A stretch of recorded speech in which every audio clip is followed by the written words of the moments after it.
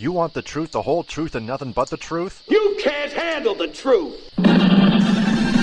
Well, we're giving you the Michigan Sports Truth, the show that reveals facts, truth, research, and statistics, and never messes around. We lay down the entire truth about everything regarding your Detroit and Michigan sports teams, no matter if it's good or bad. No junk, no entertainment, no homerism, no coddling, no pop culture, no opinions, no shilling, and no fluff. Head over to our website at MichiganSportsTruth.com, follow us on Twitter at Michigan_Truth, and like our Facebook page, The Michigan Sports Truth.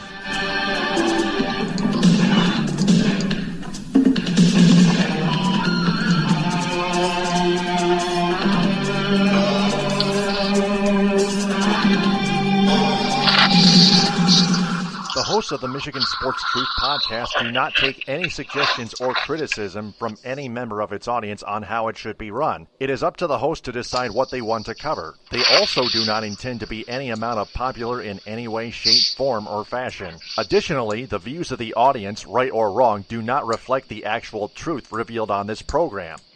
And welcome to episode 7 of the midweek edition of the Michigan Sports Truth podcast.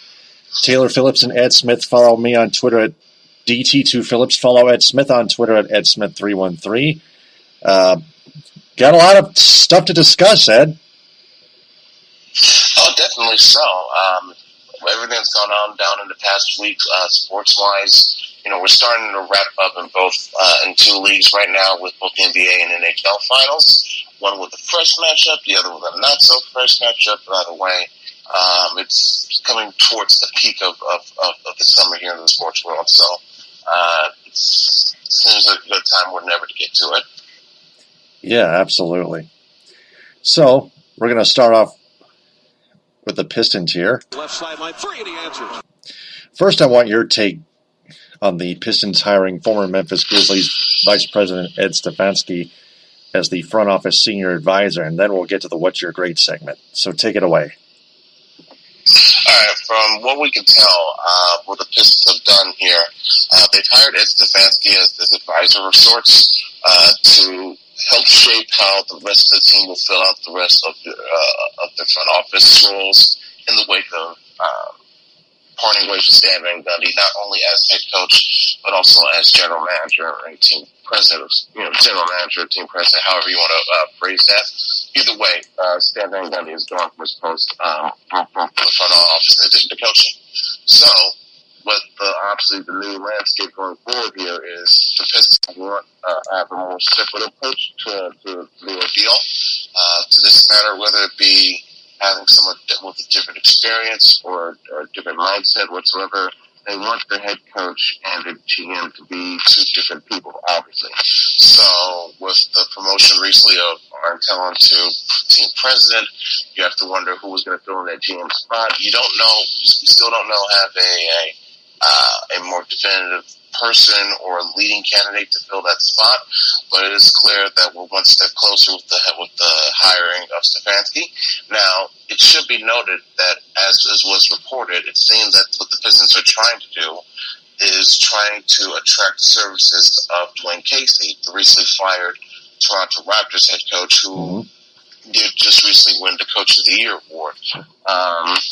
It was a move that really perplexed many people because, in essence, what it came down to is his team just didn't show up when it came ready to play LeBron James in the playoffs. So while you can pin some of that on him, it's not entirely his fault. He can't go out there and make the players put the ball in the hoop themselves. Players play, but coaches coach.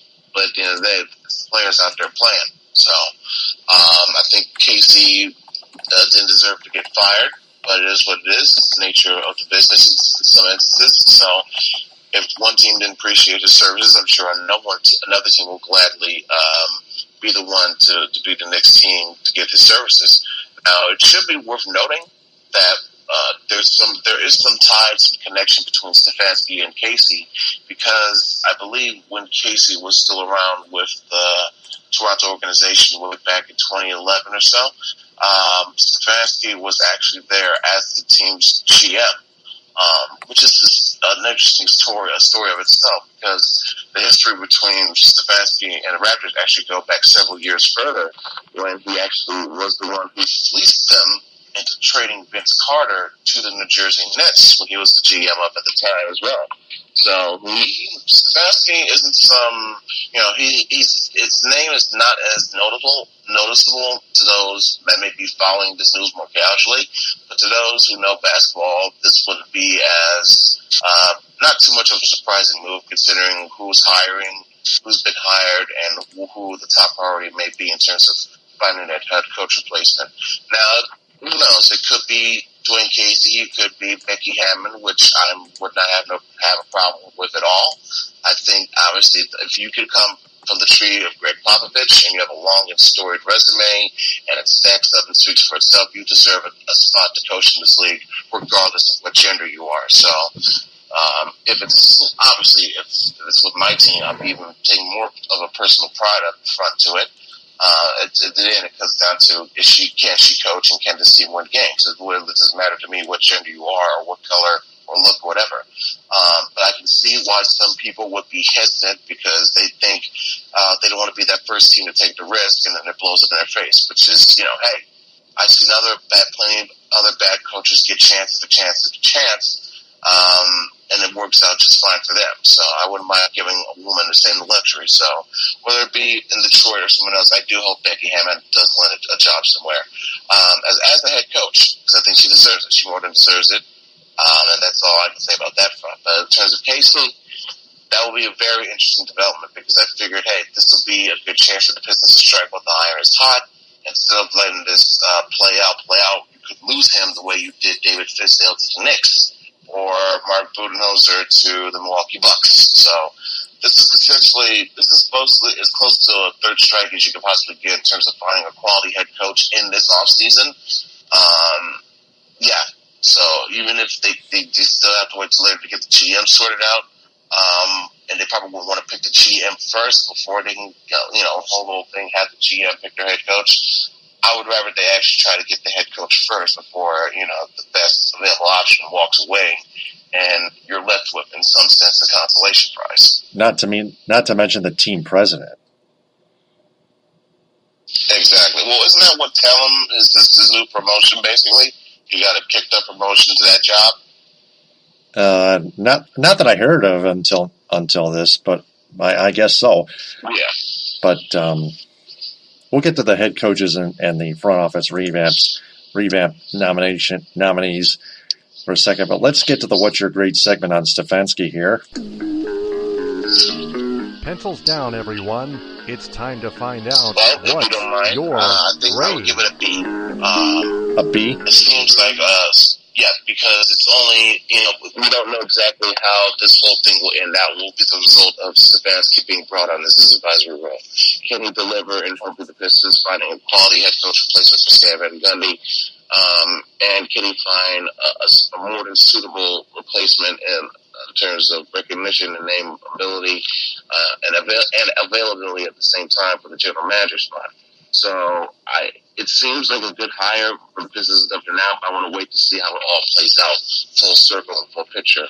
Hence my B grade. Think of it more as a temporary in terms of instead of a permanent mark right at the jump. Yep, temporary indeed. Now let's get to the front office revamp nominees first. Shane Battier is withdrawn from consideration for the front office revamp, so cross him off the list. But Chauncey Billups may not be the only one for long being considered to join the front office revamp. Tayshaun Prince, I heard, could be hired in the front office revamp. And then that's another going to work Piston being mentioned here. Oh, man. Now for head coaches, the Pistons have just recently planned to interview NBA on TNT analyst Kenny Smith and Juwan Howard for the head coaching position, according to USA Today. 10-year NBA player Howard. Yeah, I actually just caught up on a couple of those. I think it's a matter of process. I'm sure there's certain rules and guidelines they want to follow, making sure that just about everyone they can say it's. I think a lot. Yep. Mm-hmm. So this certain candidate of this background to make sure it was as fair a process as possible. So now the Smith thing could be thing could be one that gains legs because there was some talk that maybe Kenny could be considered to be taking the Knicks job, but that was before David Fizdale, of course, was hired by the team. So who knows? Maybe Detroit has some intrigue to Kenny that he would like to decide for himself. Juwan Howard, I think I could see him. I would like to see Juwan take some steps, probably see what he can do as an assistant coach. Because again, I know, right? Jason Kidd eventually he became a head coach, but it's not always the easy thing to do to start, transition to almost immediately after your playing career is over. But maybe, the team has been paying attention or has gotten some reports of, when Juwan was winding down his playing time in Miami with the Heat, maybe he was, I think he had some type of front office role or team advisory role of some sort. So maybe that's being taken into consideration for Juwan Howard's case. Shane Battier, I understand because if at least one connection, what he did play at Detroit County Day. Same with Chris Webber. They play Detroit County Day as well. So that could be the whole hometown, coming back home type of swing. Same thing that you could apply to Chauncey Phillips in his regard. So it's the list of names are to me seem to be more wide open for the GM spot than it would be the head coach if you were to ask me. Yep. So there are 4 head coach nominees: Becky Hammond, Dwayne Casey, Kenny Smith, and Juwan Howard. So you jot them all down on one list for head coach nominees, and and that's going to be the first of our 5 questions later on at the end of the show. So, transitioning to college basketball. Valentine for the win! Earlier this week, we heard that forward Nick Ward withdraws from the NBA, drafted to stay at MSU. Plus, For 3, yes, sir. Michigan Wolverines guard Charles Matthews foregoes the NBA draft and will return to U of M for his senior season. So Nick Ward and Charles Matthews are both staying put at their respective universities to play for the Spartans and the Wolverines. This could be potentially seen as a great move because I think this draft class is probably a little bit overflown with good quality top talent that either one of these guys is a good chance they might not make it into that first round that, where you can automatically get that type of money, good money contract to start your career. So I think it would probably be better in a sense for them to wait one more year so that way it won't be less crowded for them to get more attention as prospects coming out of school. And not to mention for what this does for this upcoming season, and keep your fingers crossed, of course. You don't want to put this out in the universe for it to all go horribly bad, but both teams will benefit greatly, obviously, from 2 of their key players, respectively, returning to school for one more season at least. And it could really, I wouldn't say, it'll be interesting to see how it does in terms of helping shift the balance of power for the upcoming college basketball season for the Big Ten because, MSU, they won the regular season title. Michigan won the tournament title. And it was Michigan that wound up outlasting MSU and outlasting all of the Big Ten by being one of the last 2 teams remaining for the national championship. So there is some interesting storylines that can be made out of this upcoming Big Ten college hoop season. So with the returns of Ward and Matthews to each of the respective schools, it just adds another element and another interesting layer to that development. Mm-hmm. So also, another brief, I guess you can file this under the college hoops news. I don't know if your reporters talked about this. I'm pretty sure you did on Sunday, but I don't know if we got a chance to talk about this last week. What was your thoughts on the Orlando Magic possibly engaging intrigue in Tom Izzo? Well, that was no surprise to me. I thought Tom Izzo was going to stay at Michigan State because he always wanted to coach the Spartans regardless. He never wanted to become an NBA coach. Those are the facts. Right, I knew that. I mean, it was clearly evident that when there was this similar situation arose 8 years ago, as some thought of as a possible attempt to help get LeBron to stay in Cleveland when there was rumors of him possibly taking the Cavaliers position. Obviously, that did not come to pass, but here we are now, all these years later, and obviously under much different set of circumstances that one would consider Izzo to be in. now as opposed to 8 years ago in terms of job security and reputation, with obvious investigations and reporting and investigations from ESPN, not to mention the NCAA and the FBI, and so many other elements that's not only delving into the school of Michigan State, but also into the basketball and football programs, respectively, especially the basketball program. So if you I would still pay some attention to this, because if somehow, some way, you wake up one morning and you read the headline of Izzo actually leaving MSU to take, doesn't necessarily have to be the Kings, take any job just so he can leave MSU, that would be a real indicator that a big shoe is about to drop in some sense regarding the basketball program and or the school itself, because it would be seen, the best example would be Pete Carroll, they would get the hell out of Dodge before the sanctions hit USC, or God, who was SMU's coach who left right around 81, 80. This was before they got the death penalty, but they still had Craig James and Eric Dickerson. I forgot his name at the moment. But I know Ron Meyer, I believe was his name. Might have been his name. Yeah, Ron Meyer. He got the hell out of Dodge as well before the sanctions hit SMU the first time, before they got the death penalty. So if Izzo were to all of a sudden, exit stage right, it would be an indication that, okay, the hammer is about to come for MSU in more ways than one, and Izzo just wants to get the fuck out of Dodge. So I would say keep an eye on that, watch that space as that develops, because it may not be a far too easy outcome to predict this time around as it was 8 years ago. Well, absolutely, yep. Those are more facts right there. So that being said, the NBA draft is going to come up a little bit later this summer, or probably July or something like that.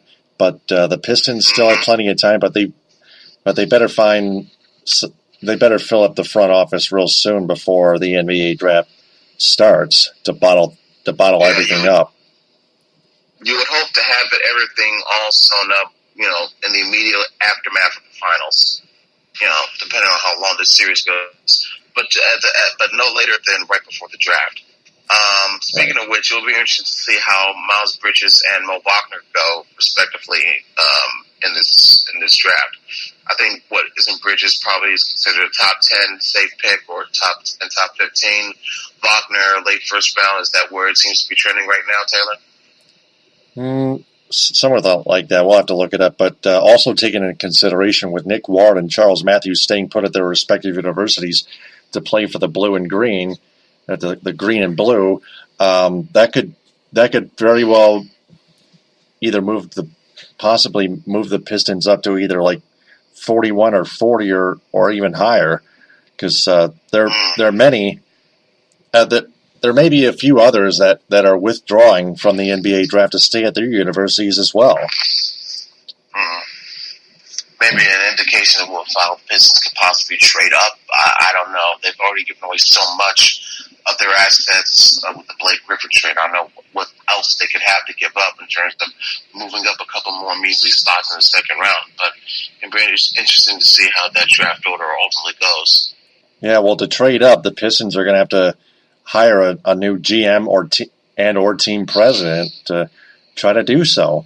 That's all on Tom Gores, the owner, to do so, and the front office senior advisor, Ed Stefanski, which they just picked up last week. Yep.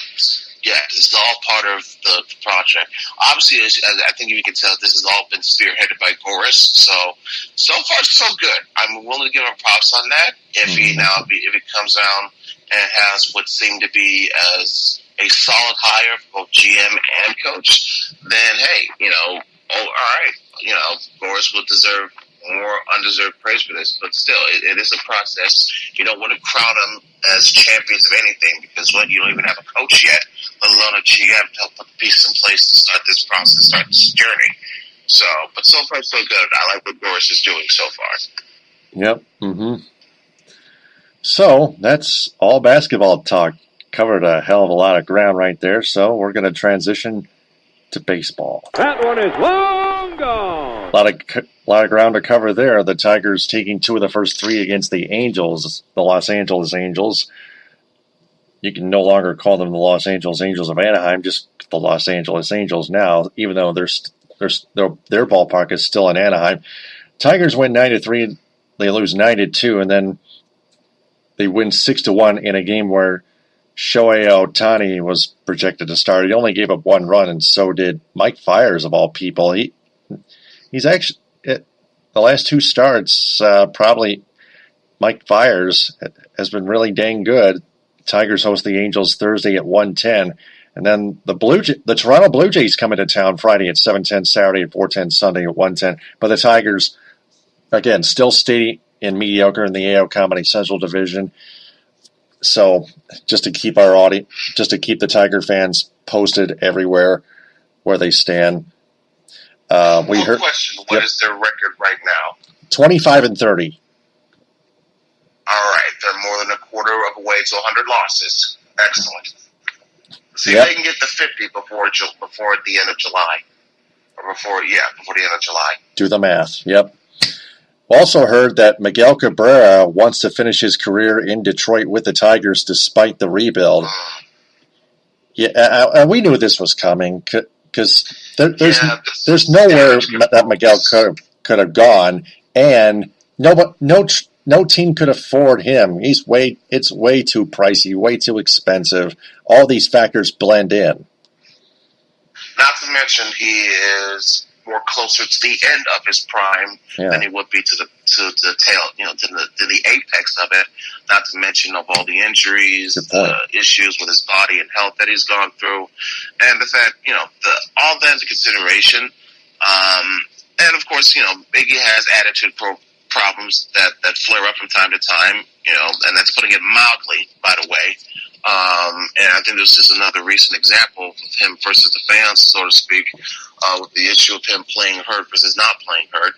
I'll touch on that briefly also. I think with Cabrera, I agree with Cabrera in the sense of, it's not useful for me to be out there if I'm, especially at this point in my career, if I'm just going to help bring the team down with my ineffectiveness because I'm hurt. So I think he has a point in that regard. But I think he was definitely more than misguided in saying that he's not appreciated. Please, Mickey, if you were not appreciated, you would not have the contract that you have in the first place. That's first and foremost. So there was just a weird situation all around, where I think both sides have valid points, but it's going to go nowhere because this team isn't contending for a World Series anytime soon. So I don't get the point of all this bickering and getting, into pissing contests and hurt feelings, so to speak, because one doesn't like what the other one said or vice versa. Now, as for this recent statement, obviously this is damage control. This is PR 101. Trying to repair whatever bridges you might have burned with the majority, if not all, the fans. And like you mentioned, agree with the reasons you brought up, Taylor. At this point with Cabrera, the shape he's in, the body that he has right now, and so much money, unless you can a team that wanted to add that final piece, get that big hitter to go on a postseason run, unless they'll be so more than willing to even touch a fraction of that contract that Mickey has right now, I just don't see anybody else willing to do that, and without giving up a hefty price to get a guy the caliber of Cabrera and the contract that he holds as well. Right. So bottle that up and you got that kind of news coming. So, one more thing in terms of the Tigers to touch. It has has some to do with the Tigers in 2014. Justin Verlander, former Tiger, thought his career would end with Detroit in 2014 because he was having core muscle surgery. But he's healed through time, and now he plans to pitch until he's 45. He won a World Series championship with the Houston Astros last year. Think about that. Yeah, I think that was from The Score, by the way. Yeah, absolutely. And a couple of reasons that would explain this tremendous stretch that Verlander seems to be on right now. One, I think, it goes without saying, change of scenery can always help motivate and fuel a player in the right mindset with under the right circumstances. I'm sure during the tail end of his days in Detroit, some people were thinking, hey, Maybe Verlander just doesn't have it anymore. Maybe he's destined to just finish his career without a World Series, all that sort of thing, saying he's done, he's washed up. Not as much as fervor as it was 2013, 2014, but still, it was out there, it was persistent. I'm sure some element of it was still there when the trade ultimately went down, sent him to Houston. But obviously, once you saw him put on the dominating display that he had in the postseason, especially in the ALCS and World Series, it shut up those doubts for a good long while. And now what you're seeing is Verlander. He's always mentioned going on how much of a big Nolan Ryan fan he is, and how much now. Think about this: it's now a perfect situation. He's playing for the team that everyone knows about and associates with Nolan Ryan. Nolan Ryan also happens to be in the front office for this team. So now it's a situation of, oh my goodness, what more could I ask for if you're Justin Verlander, who now he has the chance to become the modern day Nolan Ryan in his regard, in terms of extreme longevity, max with extreme production and output. Because he's close to 3,000 strikeouts. I believe he's going to get that before he retires. He's close to 200 wins, if not already at 200, right, Taylor? 2 career wins overall, right? Oh, yeah. No doubt. Oh, yeah. So yeah, he'll get 300 as long as he stays healthy, of course. And by the way, he stays around the situation he's got that's benefiting him greatly in Houston right now. He'll get 3,000 strikeouts. He'll get 300 wins. He's already got a World Series title. He's got a Cy Young. He's got an MVP. I think he also got Rookie of the Year also in 2006. I may be mistaken, but I think he got that as well. So he's got all these accolades. His spot in Cooperstown was already sewn up before he even got traded to Houston. But now this is just with perfect ammo, perfect additions, just late hit after late hit after late hit in his career to where, if you had any doubts of where he is now, he's almost assuredly a first down Hall of Famer by the time it's all said and done, whether it be finishing his career in a Houston jersey or returning to Detroit or wherever. Oh, yeah. And the Tigers have to feel really bad for themselves that they could never give Verlander a ring, unlike the Houston Astros. They got no one else to put themselves to blame. They had a 4 or 5 year window, whatever it was, when you were damn near either you should have at least gone to the World Series, if not won the whole damn thing outright. So they have no one else to blame but themselves in that regard. Mm-hmm. Absolutely. Well, that's all the ground we've covered with the Tigers, and now just one team left to cover, and that's either the Red Wings or the Griffins.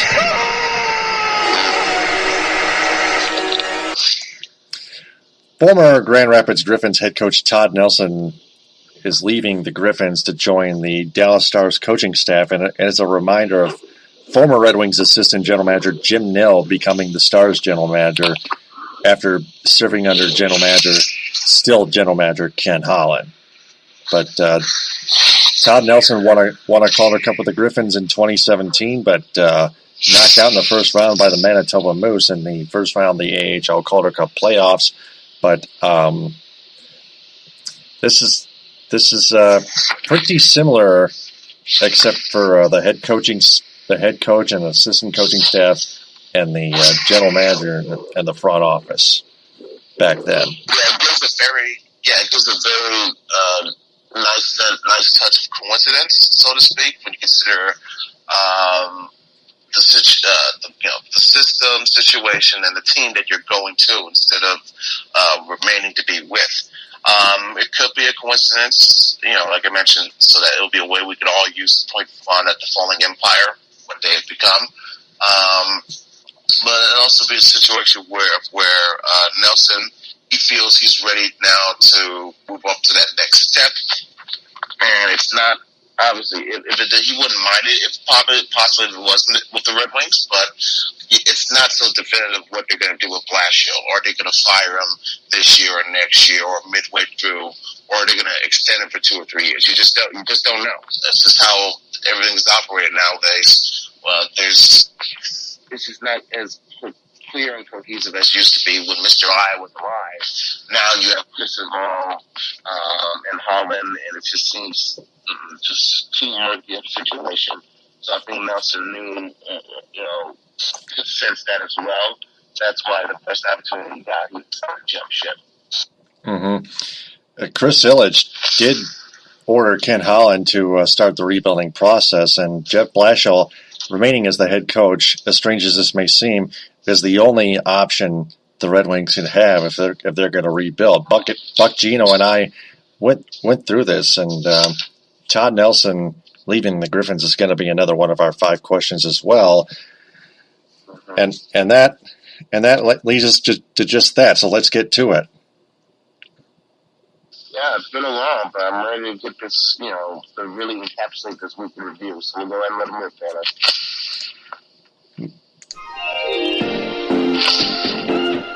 It's time for 5 questions on the Michigan Sports Truth.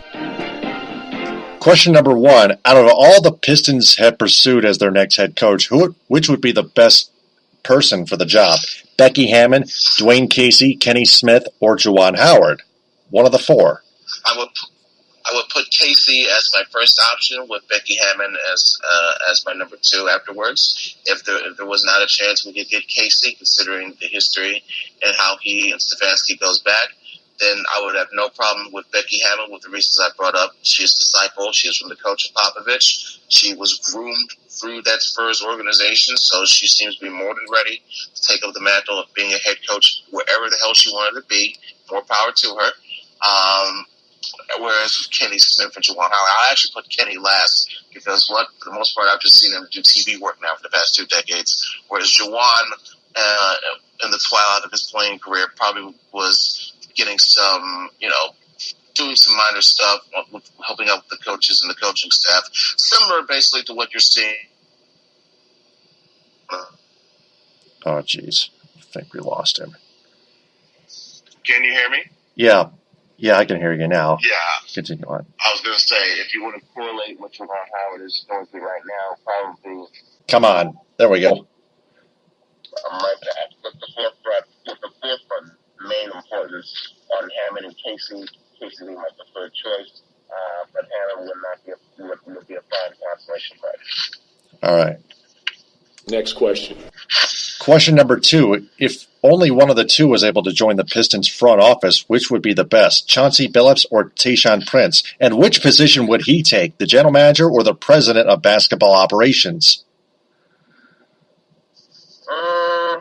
Probably Chauncey, because I've seen Chauncey would probably have developed some know-how in regards with him, with his analyst role being expanding and growing in his time at ESPN over the past couple of years. That's why I think one reason he got so much intrigued for the Cleveland job last summer, before he saw how much of a dumpster fire it was and what it still is.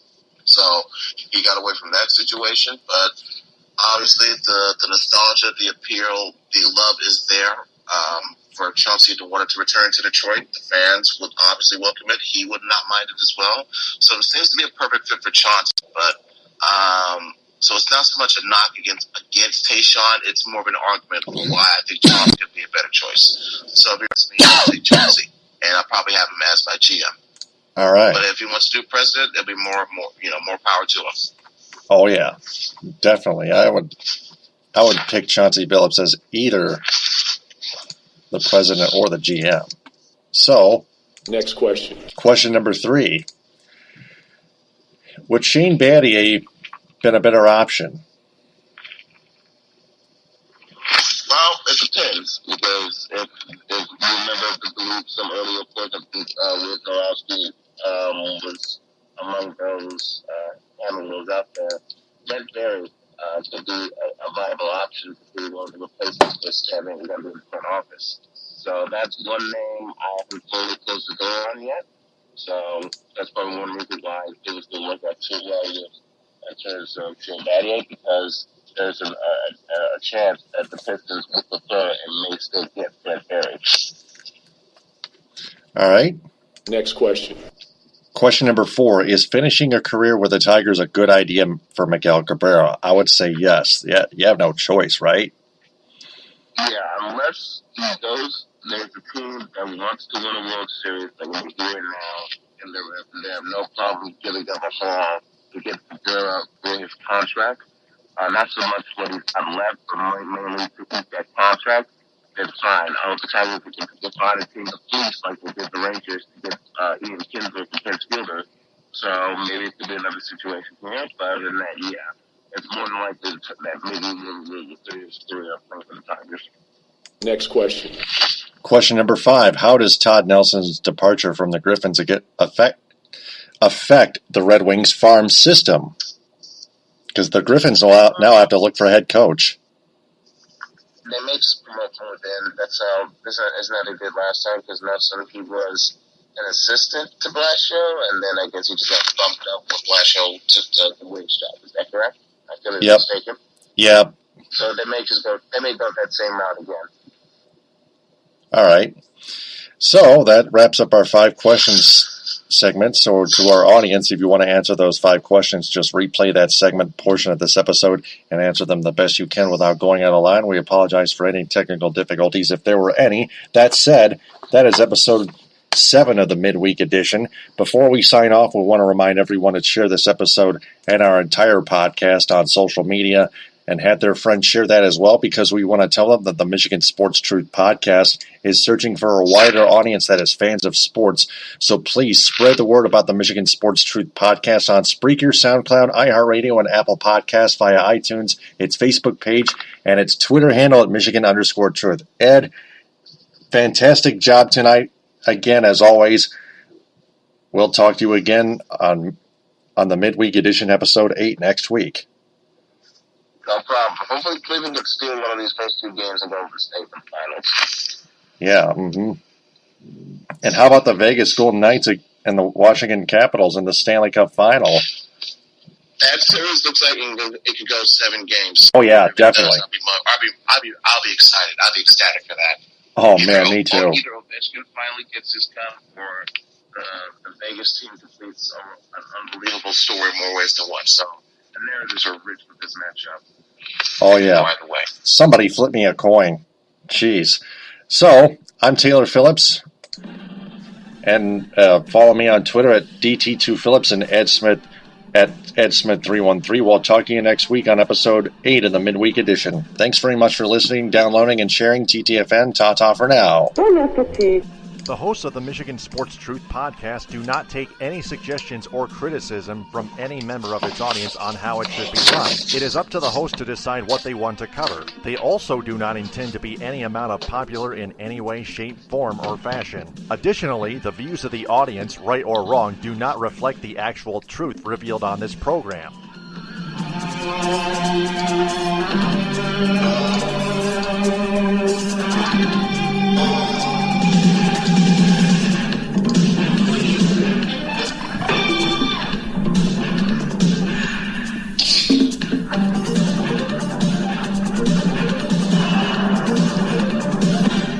Mission complete.